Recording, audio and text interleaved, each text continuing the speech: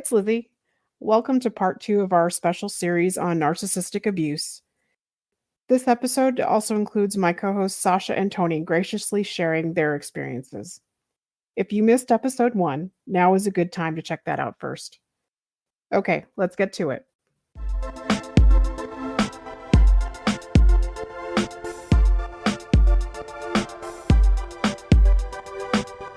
Dear listeners, just when you thought that it couldn't get any worse, it's about to get funnier. Sincerely, Tactless.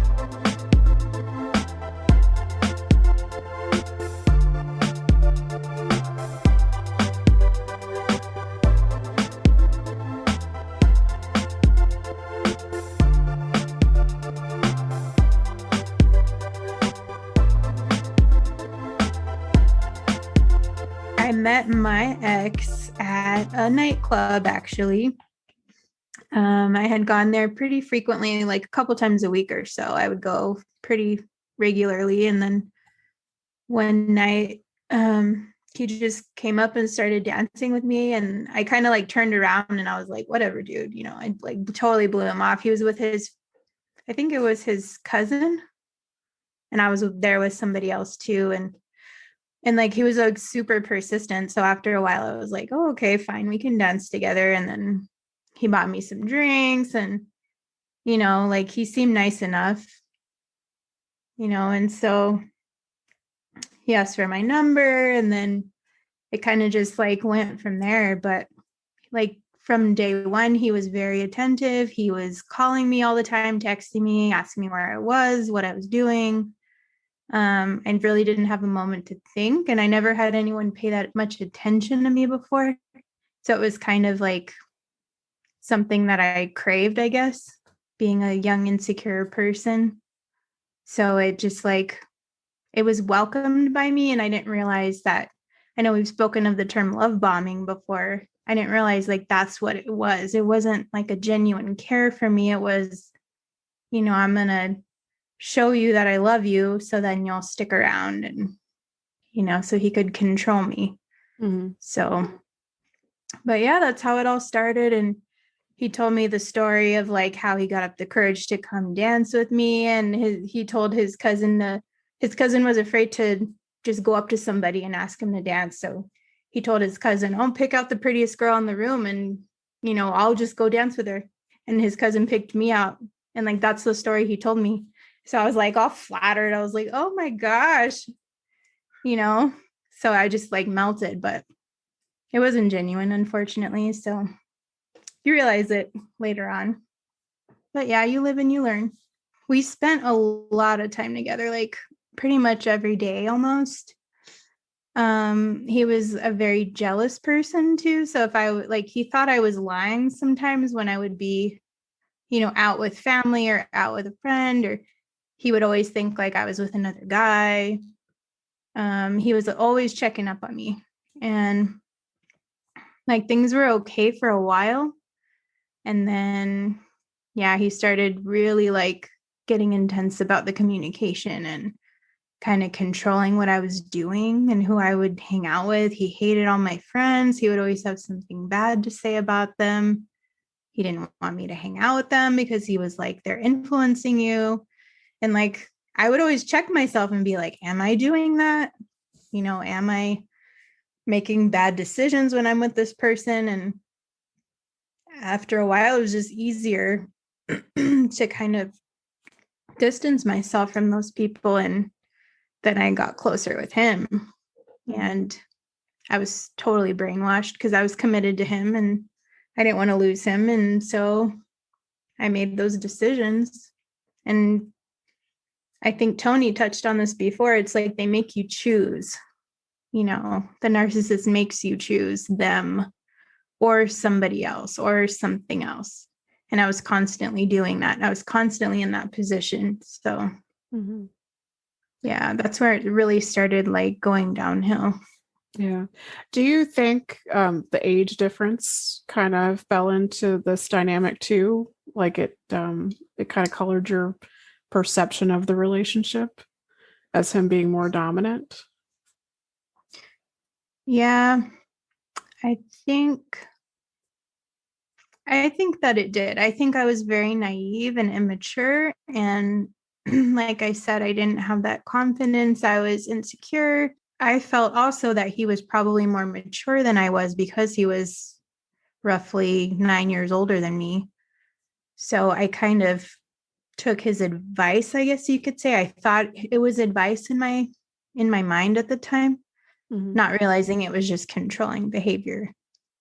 But yeah, I do think that that age gap really affected me in that way. And I think I didn't feel accepted by my father as a kid. So I think that also kind of jacked with my head in that way too. Like, here's an older man that's accepting of me. Like, I think I had that kind of an issue when I was younger too. You guys started talking about marriage pretty quickly. What did that look like? Yeah, we did. It's funny because I really don't remember who brought it up first either. I just I knew I wanted to get married and I knew that I was committed to him. And in my mind, our relationship looked like, how the movies look or, how it's supposed to look, quote unquote, I thought. And I was like, well, this must be my person then, because we're spending all this time together. We're saying, I love you. And, we're planning a future together. I don't think I realized then truly what that commitment meant. I just thought, oh, I'll be happy and things will be great once we're married. Like things are going to get better because it's just going to be him and I. And he had been married before and, I wanted to be a better wife than his first wife was because he would always play the victim and be like, she was such a horrible wife. And, she was never there. She was always leaving me. And, now I know there's a good reason for that, but yeah, at the time I didn't realize the gravity of it. And then I think we got married. I know we got engaged about, I don't know if it was like 9 months to a year after we met. And then we got married not too long after that. So it was pretty quick. We went through premarital counseling. It was a total sham. He lied through the whole thing and then pressured me to lie so that our stories were straight. They were, the same. And we did what we had to do to get married pretty much. Like it wasn't like genuinely going through it to learn and to grow and become great married people. It was like, well, this is just what we need to do to get where we want to go. You see these things looking back and you're like, how many more red flags could there have been on my path to this wedding? Like it was so obvious that it should never have happened, but for whatever reason, I continued on with it. The wedding was going to be held at a golf course. I think he and I had gotten into a fight, or he kept saying he wanted to talk to me before the wedding. And he was like, I need to talk to you. And I'm like, I'm trying to plan this wedding. I'm trying to get everything ready. It's like the day before. So we go to the rehearsal at this golf course. Me and my family go, and he doesn't show up. So I'm there like going down the aisle, practicing this walk down the aisle to nobody, just thinking like, what is going on? Like, is he going to show up? Like hoping any second he's just going to run in there at the last second and be like, I'm so sorry. I'm so sorry. But no, he never showed up. It was so embarrassing. The wedding planner's like, where's the groom? Is he going to show up tomorrow? And I'm like, I couldn't have told you. Like, even on the wedding day, I didn't know if he was going to show up. What was strange was that he went to the rehearsal dinner after that, because I was so mortified. I had family in from out of town. He had friends that were there. And I was like, can you please just come to this dinner? And he was like, well, I didn't come to the rehearsal. And I was like, I know, but can you at least come to the dinner then? It was just a mess. It was a nightmare. None of that happened the way that it should have happened. And I should have just walked away. But, I was a loyal, committed person. And so I didn't. I went through with it. Do you think if you had someone tell you, hey, it's okay to walk away, that you would have at that point? I did have someone tell me that. My dad did. He said, we can call this off at the wedding rehearsal. He's like, it's okay. And I was like, no, we had all these people come in. We paid all this money. I just couldn't do it. Mm-hmm. You know, I couldn't bring myself to cancel it. Crazy as it is, you know. I guess I was just being a people pleaser, but I couldn't do it. I couldn't walk away. What did that look like when you guys were finally married and you were alone together? The first couple months were good. You know, we were happy, we were newlyweds, we were getting along. And then I found out later on he was trying to kick a drug habit and a drinking issue. And he relapsed a few months into our marriage. And then all hell broke loose. It was just a nightmare. Like, I tried leaving one time and I was putting stuff in my car to like take off. And he grabbed my keys, got in the car and left and wouldn't allow me to leave him. You know, that was the first time. It happened many times after that where I would try to leave and he just wouldn't let me go. So it was pretty much a nightmare the whole time, the whole marriage, unfortunately. And people always say, why didn't you leave? It was so bad, you know, and like what I just told you is like a tip of the iceberg of what happened. And I don't know, you just see these glimmers of hope where they act decent and they act loving and you think, oh, okay, like they're capable of this. They're going to change. They're going to see how much I love them. They're going to see what I'm doing for them. They're going to come around. But you know what? They don't. Don't trust that for a second. Trust your instincts. If your instincts are telling you this person is trying to hurt you and they really don't care, then you're probably right. So just trust yourself. Like, I did not trust myself. I like tried to believe the best, but that was totally misguided and misplaced. That was not the person I should have been wasting those feelings on, unfortunately. So, but yeah, then he relapsed and then he just blurted out, I wanted to talk to you before the wedding. Why didn't you just talk to me?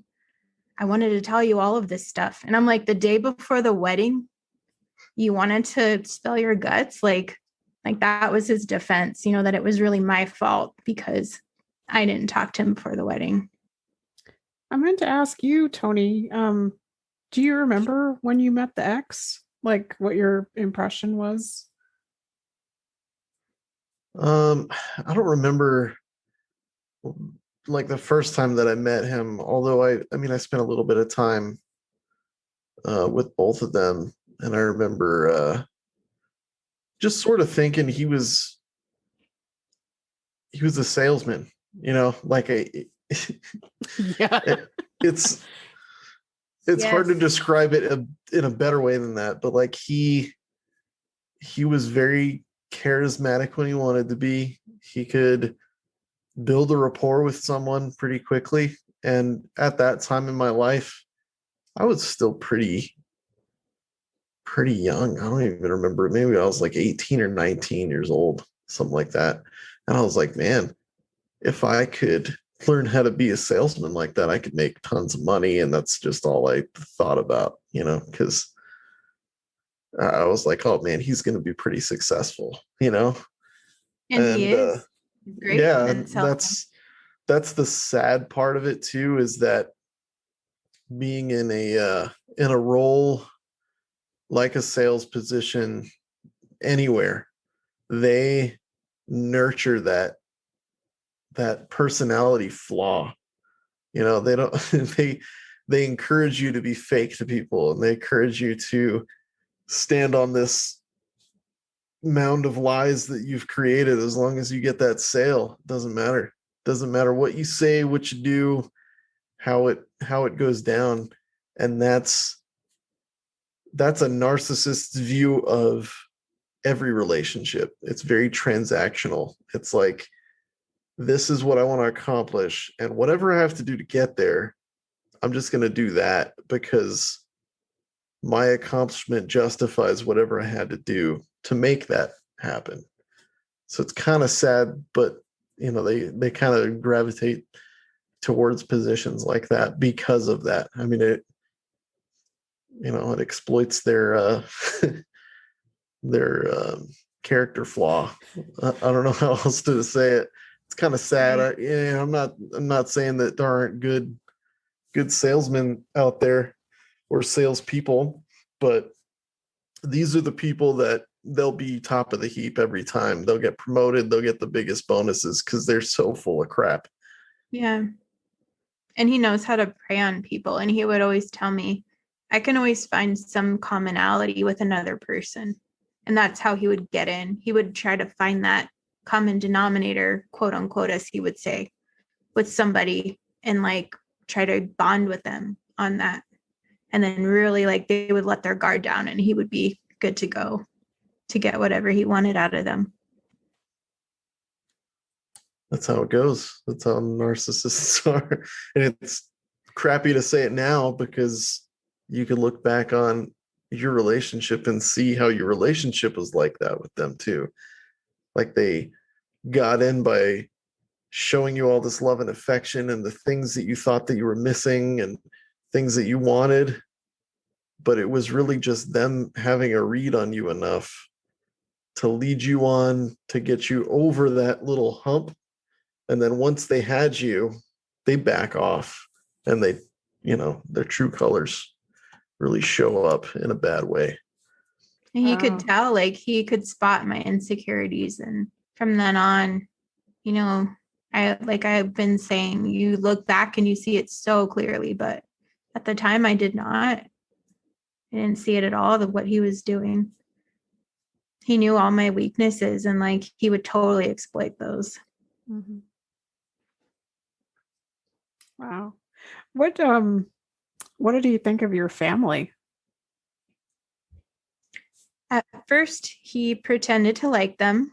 Mm-hmm. He went to family functions. We had, all the major holidays together. And then slowly but surely, he started hating them, talking crap about everybody and what was wrong with them and why he didn't like them. And then he would either refuse to go to the family things or he'd pick a fight right before. And then, so it became very strained. And then he just pretty much was like, yeah, no, I don't like your family. I don't want to be around them anymore. And then I stopped going because it was too hard for me. He made it so difficult for me. So it was just easier because I was married to the guy, to just hold back and kind of distance myself again from more people that I loved. And before I knew it, there was nobody left in my circle. It shrank and shrank until there was no one left. It was just me and him, and that was it. That was not fun. Yeah, I can't begin to imagine.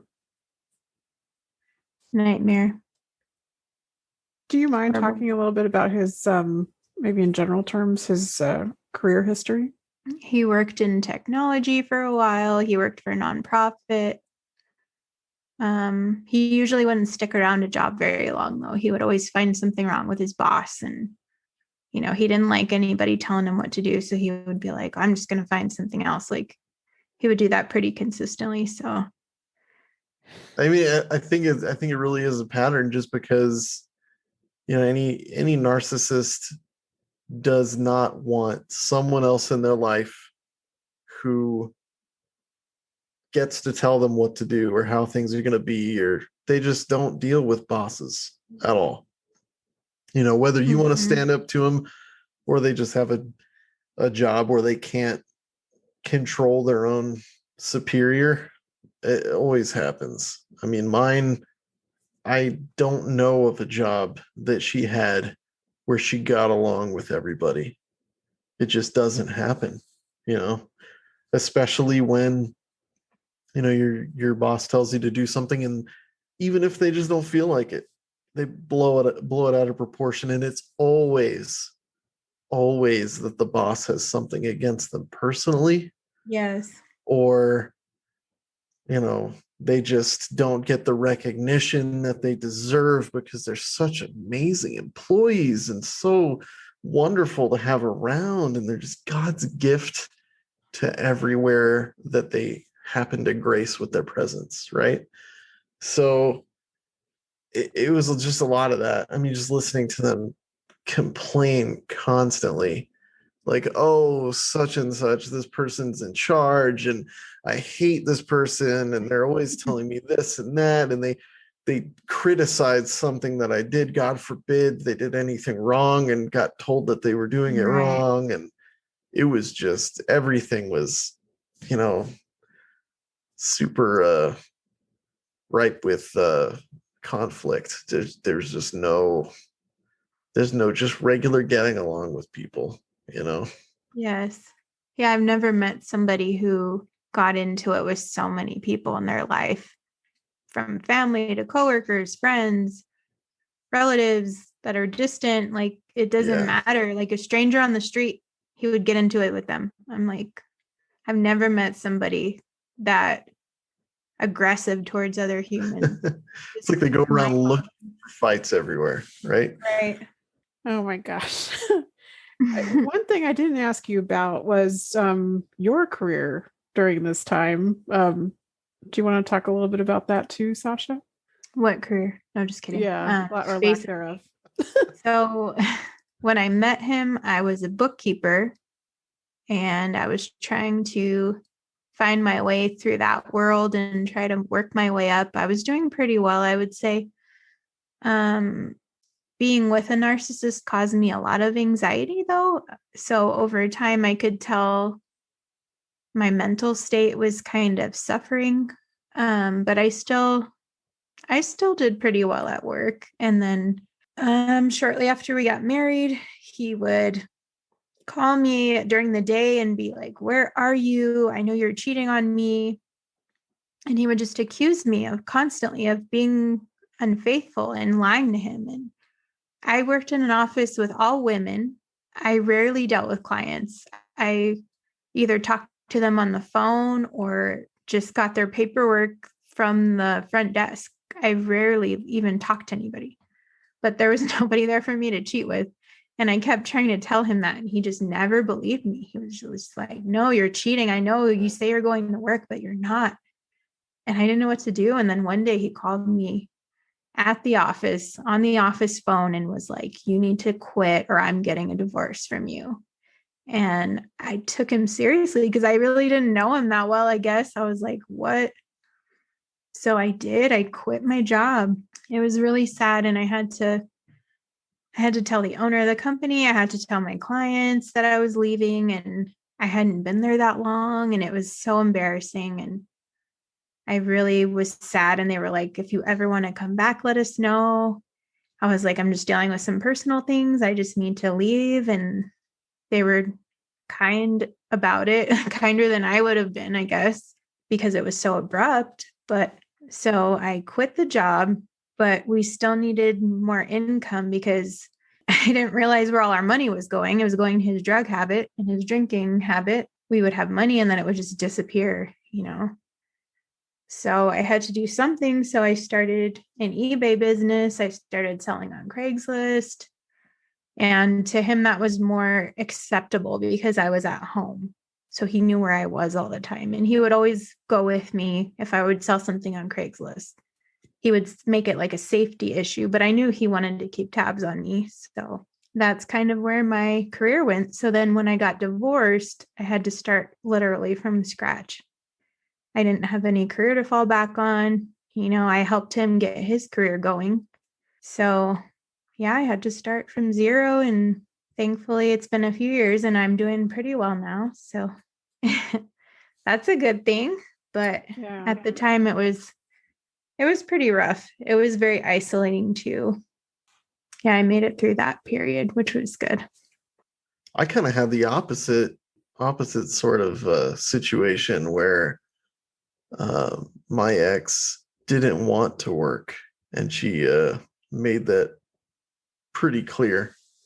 So I went from one job to another, kind of trying to make more money, because it always seemed like didn't matter how much money we had, it was always gone. And I think that's part of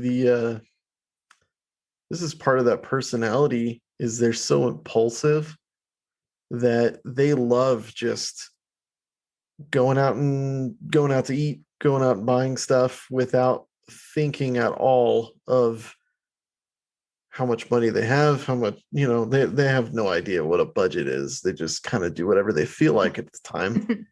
So, God, at one point I was working 3 different jobs and she was staying at home. I would go to work at like 5 a.m. to my first job, work there, come home, eat, go to my next job, and I hardly ever saw the kids. And I was just working my ass off to be behind on my bills constantly. I mean, my house was in pre-foreclosure more than once because I would go to pay the mortgage and we wouldn't have the money. And I found out that she had spent it on whatever she decided to spend it on at the time. So I really do, though. I think that's part of that narcissistic personality, is that they just they're not grounded. They don't have that concept of, I need to do this so that in 2 weeks I'm not going to hate myself. They just, whatever they feel in the moment is, well, I want to go out to eat tonight, so we're going to go. And they'll justify it to themselves and to you that they deserve it and whatever, and to hell with the bills, we'll figure that out later. I even went through times where I would have to sell, anything that I had of value to try to make our bills. I got into the habit of trying to be a little bit of a wheeler dealer there for a little while to try to make ends meet. Yeah. And it was not fun. Post divorce, it's a hell of a lot better, but she's still not good with money, and it shows in a bad way.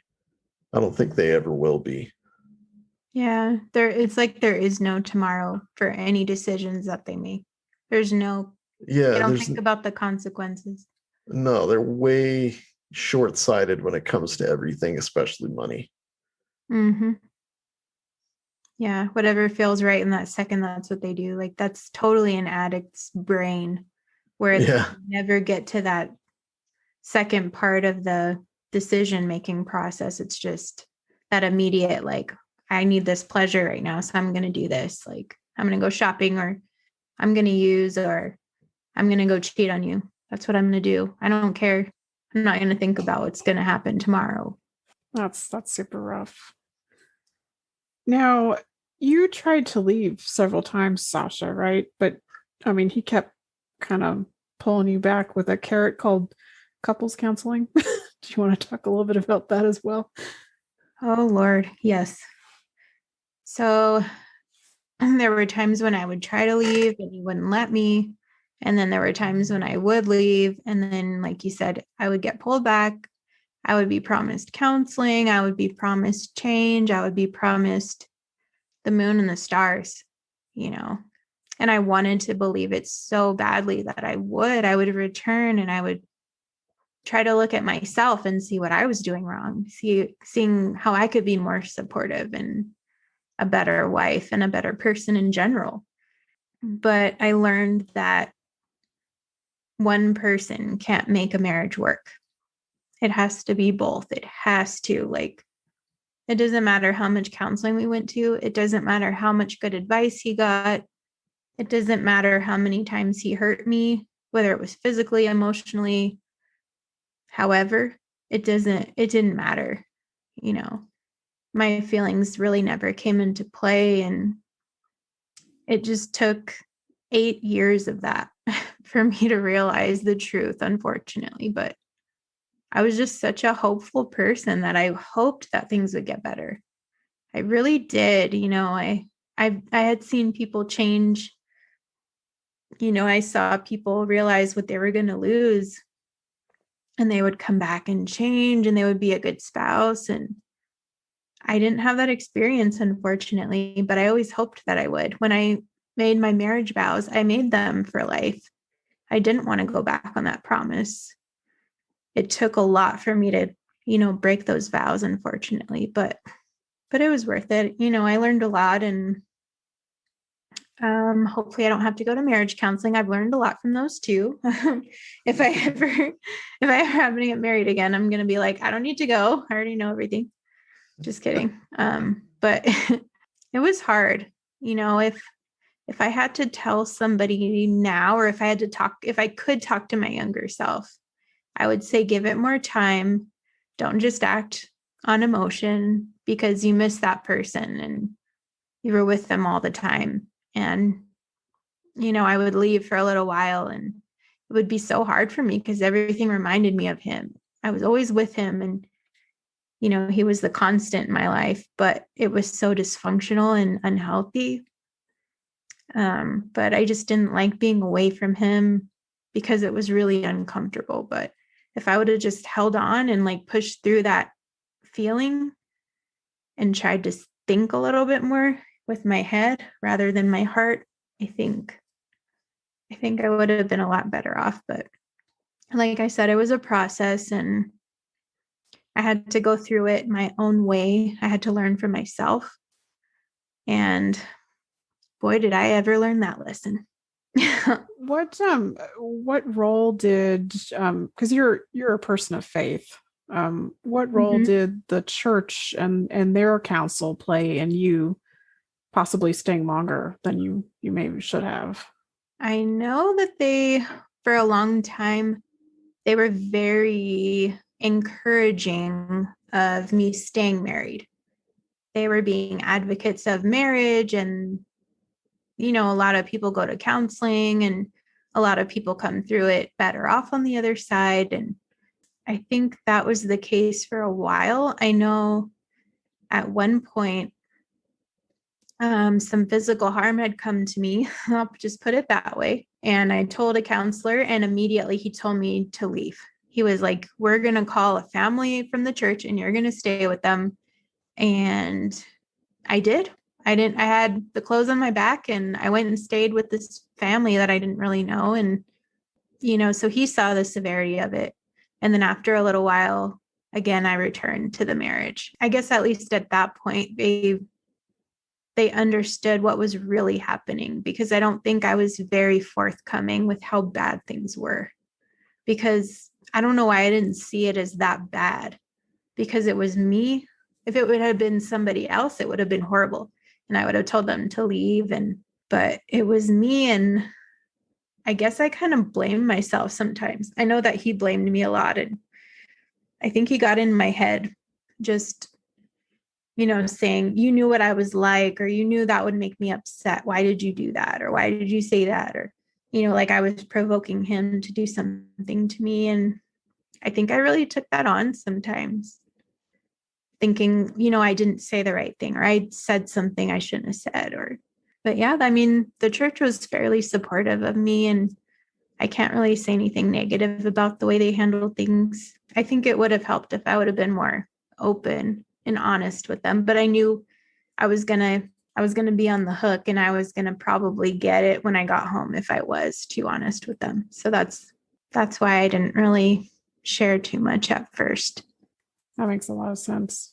When I saw similar behavior that I was promised would not return, when I kept seeing it coming around and around, I realized this person is never going to change. And it was actually on a Valentine's Day one time when I finally realized, like, this is done. Like, I can't do this anymore. We went to visit family out of town, and it was an okay visit. It wasn't horrible, but we were going to put gas in the car to drive back home. And like the gas station was pretty full. There was a lot of people waiting. And I think he had just finished filling up the car. He got in, and then the guy behind us was honking, like, move out of the way, like, hurry up, get out of here, And I could see him. I could tell when he would get upset, like he would visibly like change. I had seen him get into street fights with people over nothing. And I didn't want a repeat of that, because we spent a day in court, and, I had been there, done that, and I didn't want that to happen again. I could just picture it again happening, where he would get out of the car, fight this person for no reason. God forbid they got hurt or sued him or whatever, but that's what was flashing through my mind. And I just said, it's okay. We're just going to go. And he got in my face and was like yelling at me. And I couldn't even tell you exactly what he said, but it was something like, why are you against me? Why can't you just defend me? You know, this guy is honking at me. And, you know, he couldn't stand, God forbid, someone honked at him and told him to move out of the way. You know, it was in that moment, like, it was almost like the world slowed down or something. Like time just like got really slow. And all of a sudden, like a ton of bricks, I just had so much clarity. It was just like, this is the person. This is the real person, not the person that, oh, I love you. I'll do anything for you. I'll change for you. You know, not that person. That was not him. This person yelling in my face for no reason. That was the person. And it was that day that I was like, I am done. I have got to get out some way, somehow. And thankfully I did. So, Amen. But yeah, that's, Amen. I mean, it was a long journey to that day. There's a lot of horrible things that happened along the way, but it was in that moment where it was just so clear to me that this was going nowhere fast. And if I wanted to care for myself, like, I had to get out. Mm-hmm. It was time. Yeah, I will never forget that phone call that you were coming home. That was a big deal. An answer to prayer, for sure. Yeah. And it was crazy because I fought it. I was like, well, I'll give it a little more time. I'll give it one more counseling round. And then I was like, nope, I'm done. Like, I just can't. I did all that I could, and I couldn't carry it on my own. I couldn't. That was just totally unfair. So yeah, a lot of people were happy that day. All of us. Everybody who loved you. Do you want to talk a little bit about what happened afterward and maybe your frame of mind and stuff? Oh, yeah. Everything was very dramatic. Leaving, he was not for it at all. It was really hard, and I didn't realize how much I was battling with anxiety, I think, until I did leave. And I couldn't sleep, and I was a mess, and I couldn't think straight, and I just had so much anxiety. I was wound so tight. There's like a span of time I can't even remember because I was just such a mess. It was really hard. And he wouldn't sign the papers for the divorce. He fought me on that. So that took longer. And then I started to come out. I knew I needed to do something. I knew I needed to talk to somebody. So I found a divorce care class and I started going to that. And I met a lot of people that were either freshly divorced or going through divorce, you know, and I realized that I wasn't alone, and that support system was amazing. I'm still friends with a lot of those people from the class, and I'll be forever grateful for that. Just to know that I wasn't the only one who dealt with that, especially in a religious circle where it's not, you know, the most accepted thing sometimes. That really helped me. I think that was a real turning point for my mental state too, was to go through that class and to hang out with those people, even in social situations, and be able to talk to them and hear their stories and share mine. And that really helped a lot. And because I couldn't even get a job when I first got divorced, I was going to interviews and I was just a mess, and I didn't have a lot of work history. So that kind of was a blow to me too, because I wanted to be out on my own and I was living with family. And so that was a process too, but it's been a slow process, I feel like, for me, but I think it's been one of a lot of growth too. So I'm kind of glad it took so long, because I could really process and really work on myself and figure out who I was, because I didn't even know. I just became this codependent thing, I guess, in that relationship. And I didn't know what I liked. I didn't know what I wanted to do for a job, really. Like, I didn't know what kind of personality I had anymore. I didn't really have one. It's been a journey of discovery. But I feel like my mental state now is much stronger and so much better, so much wiser. And I can be a better friend and a better family member. I can be that support that people have now. And I fully understand like the gravity of that. I understand what it means to be a good friend and to be there for people, and like no matter what they're going through. So that's really important to me now, to be that person, especially since I had no friends and I wasn't really close to my family. Now I'm really like, I'm all about friends and family now. Like that's my life. Like that part's been really cool. And yours is definitely a story of hope because you got your degree and you got an awesome career. Yeah, I did. I went back to school. I had about a year and a half left of college to get my bachelor's. And, I even got my previous employer to pay for some of that. So it was quite the accomplishment to finally get my degree and finally get my career going. Yeah, I'm pretty proud of myself a little bit on that one, just a little bit. As you should be. What would you say to somebody that's you 10 years ago, 5 years ago? Oh, child, what would I say? Ooh, girl, listen up, girl. Please listen. Like I said, trust yourself. I would say learn to love yourself first. I know it sounds so cheesy, but like learn about yourself and learn to accept who you are. You can't really put that on somebody else. You can't say, I'm going to bring this insecurity and somebody else is going to come and make me feel whole, make me feel cared for and accepted.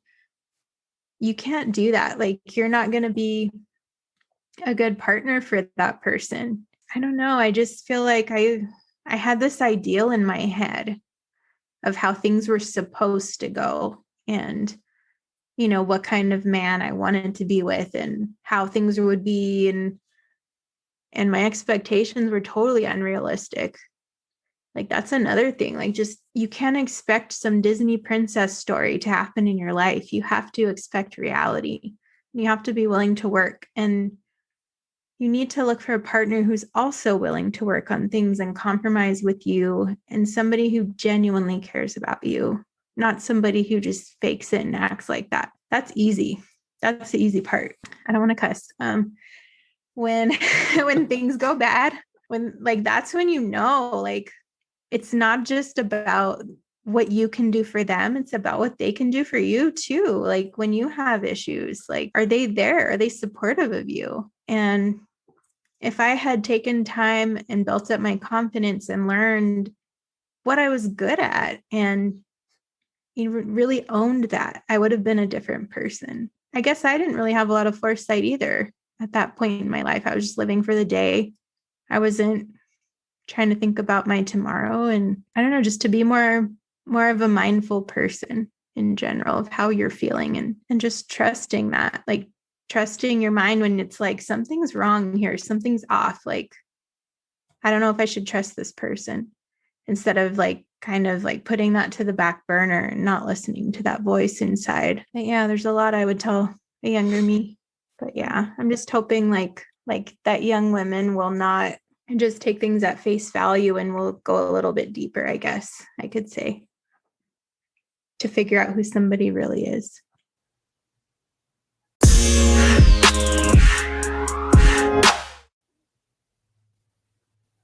And that brings us to the end of part 2 in our special series. Don't forget to subscribe so that you don't miss out on part 3. And now, an outtake. I turned it off and then turned it back on. Have you tried turning it off and on again? The oldest trick in the book.